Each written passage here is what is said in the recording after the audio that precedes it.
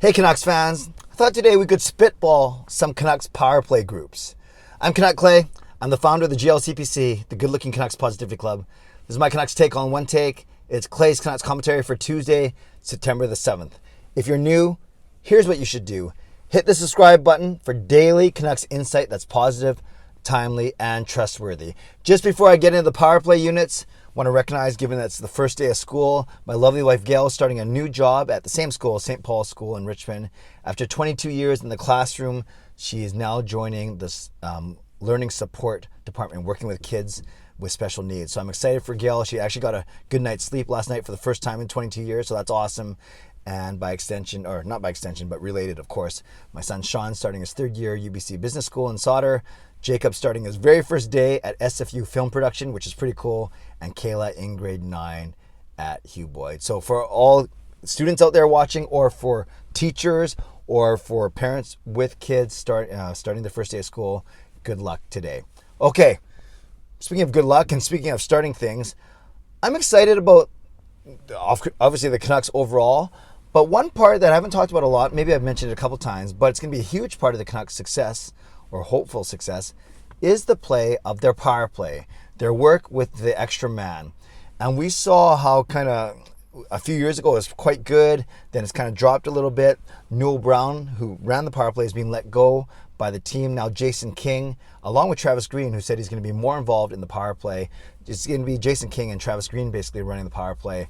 And with the addition of a guy like Conor Garland, with Oliver Ekman-Larsson, and even Vasily Podkolzin, we have more options now than we did last year. And that's going to be obviously an advantage to the Vancouver Canucks. So I want to kind of talk about what the two units might look like. We won't necessarily talk about how the flow of the play or formations or at least set plays yet. We'll do that another time. But I just want to talk about the actual personnel given all the changes on the Canucks.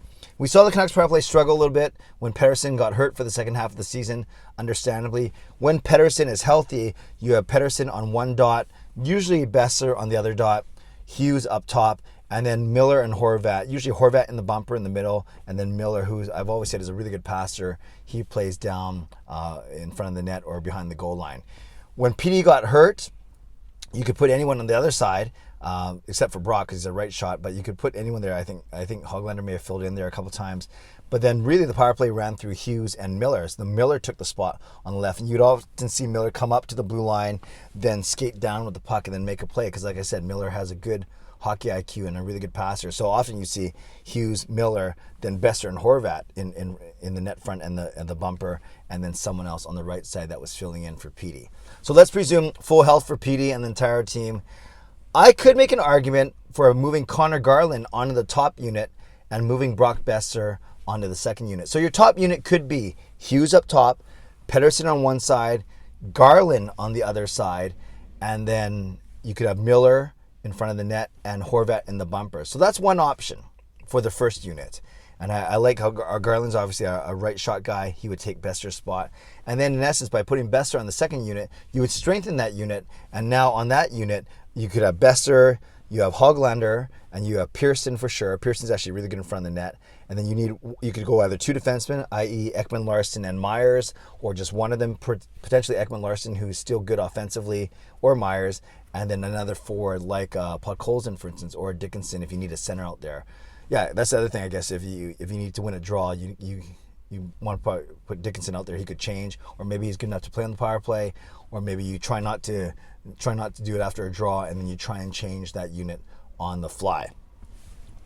If you're really worried about having someone who can take draws on the second unit, you could actually move Miller to that second unit, and then up front for the first unit, you could have PD, Hughes. It's always going to be PD and Hughes. You could have PD, Hughes, and then you could still have Garland, Boeser, and Horvat on that top unit. So two righties. But you can put one of them on the left side and then one of them either probably not bumper, but at least net front.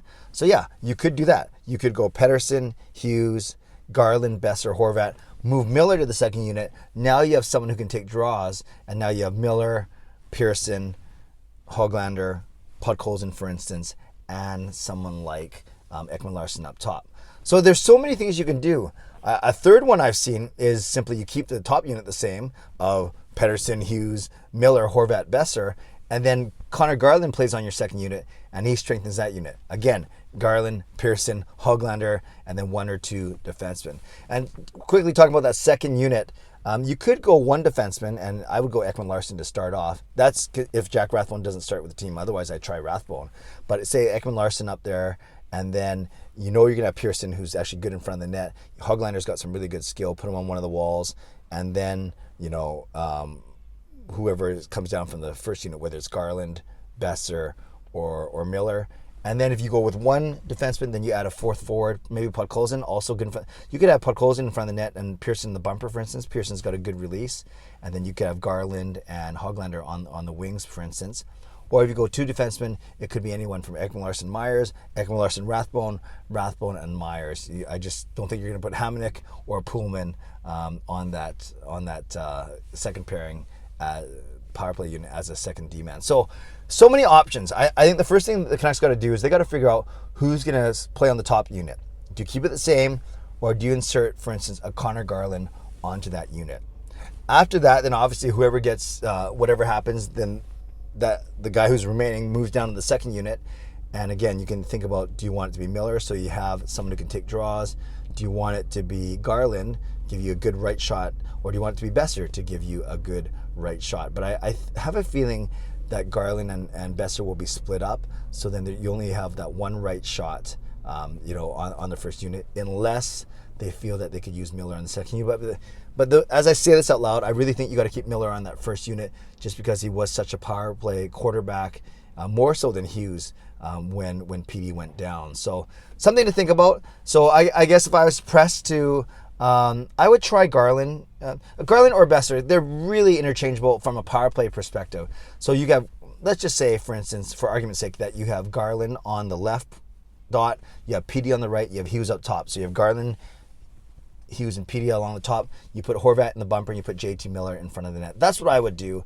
Try Boeser on the second unit. So Boeser on the left, then you have Höglander on the right, you have Ekman-Larsson up top, and I would try, for instance, Podkolzin in front of the net and Pearson in the bumper. So that's what I would do.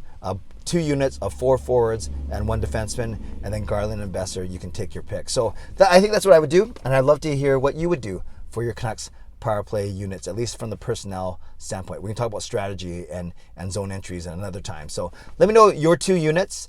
You have mine there. And I'd love to think, I'd love to see what you guys think about what the Canucks power play may be able to do, and with who's on it, who's on each unit. Let me know in the comments below. I love saying that because that rhymes. Let me know in the comments below. Nucks fan number 29, Justin Credible, Lucas Gates, and my Hall of Fame members, Jens95, Sim Alexander, Chris Seifert, Adam Broomfield, Shannon Hollingworth, and Andrew Chang. Thanks for your support as always, and thanks to the support of all members of all levels. You are listed in my video descriptions. If you want to become a member of the CCC Crew, press the join button underneath this or any of my videos, or on the memberships tab on my YouTube channel. For today, comment down below, what would your 2 Canucks power play units look like? Give me all the personnel. I can't wait to see what you guys have to say. Subscribe if you'd like to, like this video if you'd like to, leave a comment if you'd like to, become a member of this channel if you'd like to. Stay safe, stay healthy, take care of yourselves, and take care of each other. Have a great day. God bless, and go Canucks go.